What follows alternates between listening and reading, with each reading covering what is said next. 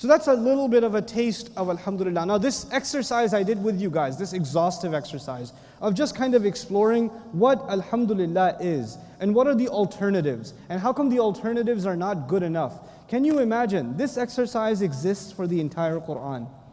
Word by word by word by word. And it gives you an appreciation of the Quran like nothing else.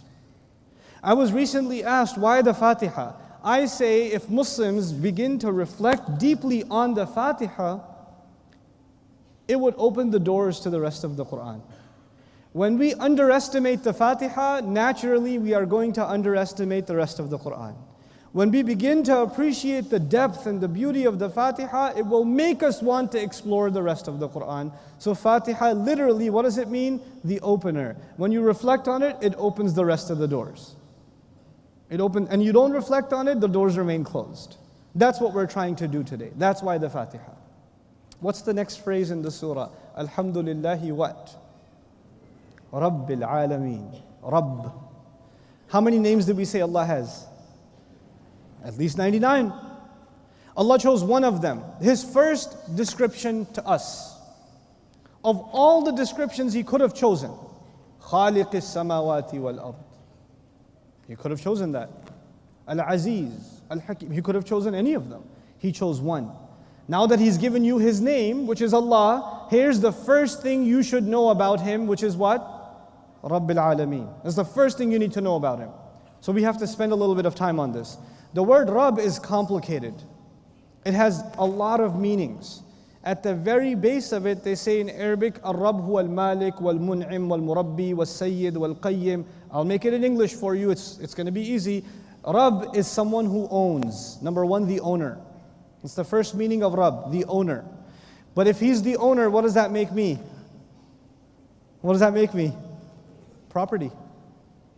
Right? An owner has what? Property. It makes me property of Allah. That's the first meaning, Al-Malik. The second is Al-Murabbi. Murabbi means someone who ensures the growth. Someone who takes care of something so it can grow. That's called a Murabbi. Now the thing of the word Murabbi is it possible that you own something but you don't take care of it? Does that ever happen? Like you own a car but you don't do the oil change? Right? You own a computer but you never clean out the files or whatever.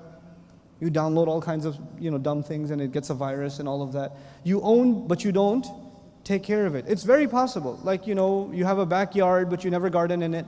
And it's all kinds of crazy things growing in the back. Or your kids have a room and they don't take care of it. Right? So you have ownership but you don't care.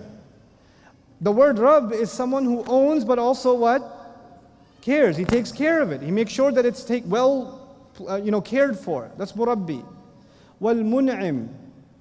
The third is you own something, you take care of it, and you give it gifts. You give it gifts. Now, just because, for example, and obviously we don't have slavery like that anymore, but if you have an employee, it's one thing to have an employee, it's another thing to take care of your employee, and it's another thing on top of that to give your employee what? Gifts, benefit, on top of what he deserves. On top of what she deserves, you're giving gifts. And if you're reluctant to do that with an employee, you would even be more reluctant to do that with a slave. Imagine someone back in the day, we don't have the concept of slavery like that anymore, but we have the concept, for example, of owning animals. Somebody owns a goat. You're not going to buy your goat a nice bow tie or you don't give it gifts. You just take care of it and that's enough. But the Rabb is someone who owns, who ensures the growth, who also gives gifts. What that means to you and me, I'll talk about in a second. Wal-Qayyim, and the one who makes sure it stays together, it doesn't fall apart.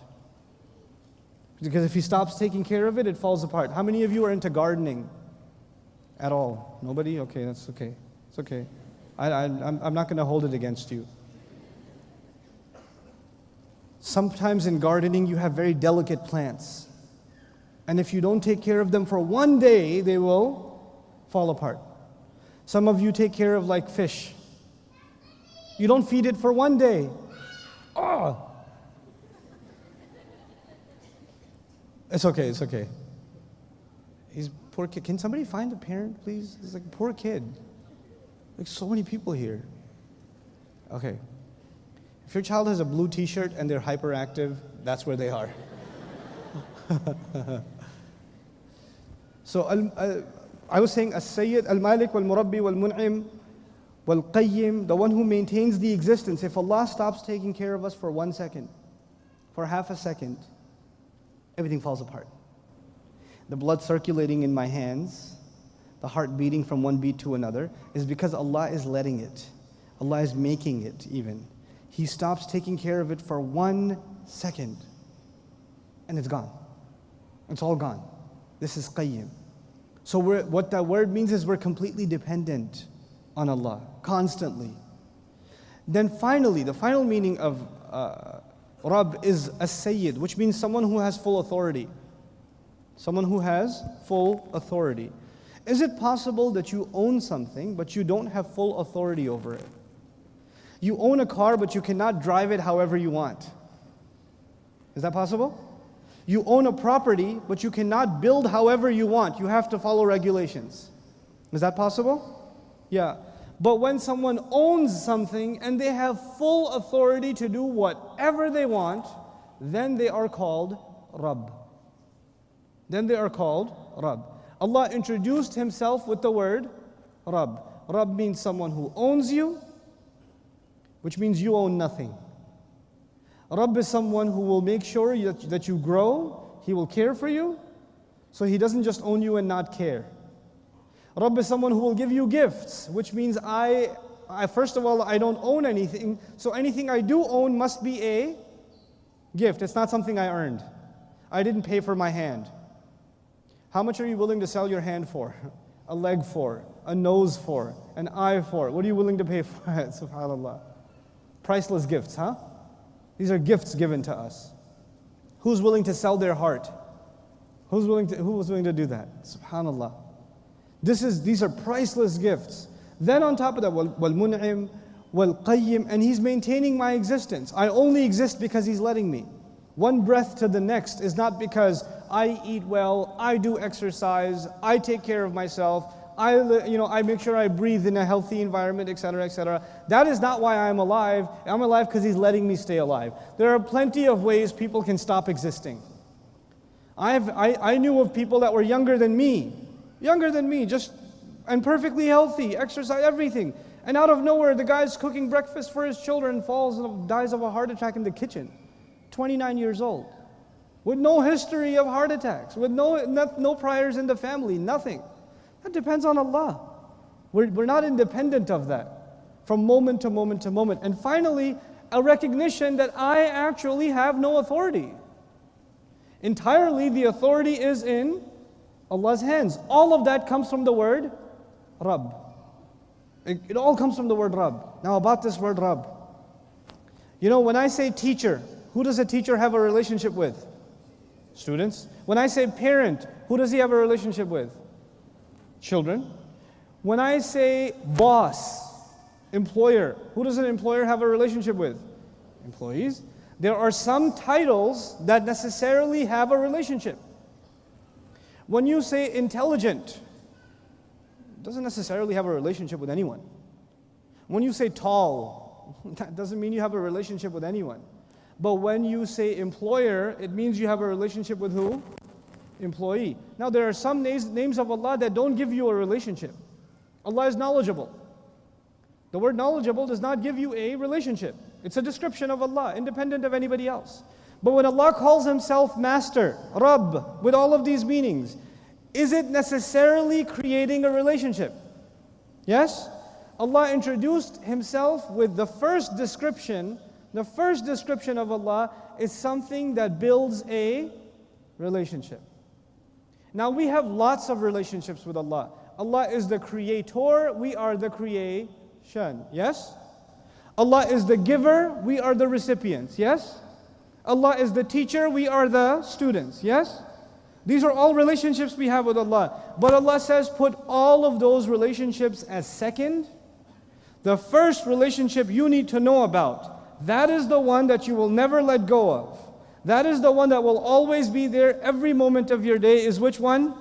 That He is Rabb, and you are, and I am what? What does that make us in Arabic? You know the term? Abd, slave. It makes us a slave. Now I've explained the word Rabb. We need to understand the word Abd, because that's what completes the relationship, doesn't it? I won't tell you a lot about the word Abd. I'll just tell you one thing.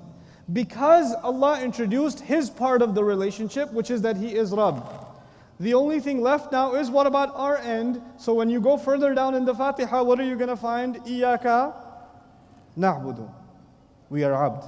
We become your Abd. We're ready. We accept you as Rabb. By the way, my teacher used to say, Dr. Abdul Sami' used to say, he used to ask me, one time we were just sitting, like studying Arabic with him. He's like, hey, give me a summary of the entire Quran. I was like, I'm not sure what you mean. He goes, give me one sentence that is a summary of the entire Quran. And I was like, okay, I got this. Accept Allah as Rabb and accept yourself as Abd. That's it. He goes, yep, you got it. I've taught you something. That's it. That's all it is. Accept Allah as Rabb, accept yourself as Abd. Now what is a slave? A slave is someone who doesn't have a choice. The bottom line, a slave is someone who does not make his own decisions or her own decisions. The decision is made for them. Let me be silly with you. We don't have slavery, but let's just pretend. Imagine one of you comes over and you say, hey, Nouman, you're my slave. And I say, okay, let's do it.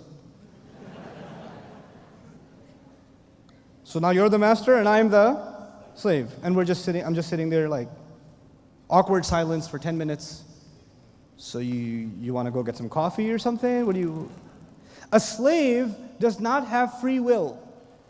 So the only thing he can do is what the master wants. But he cannot do what the master wants until the master tells him.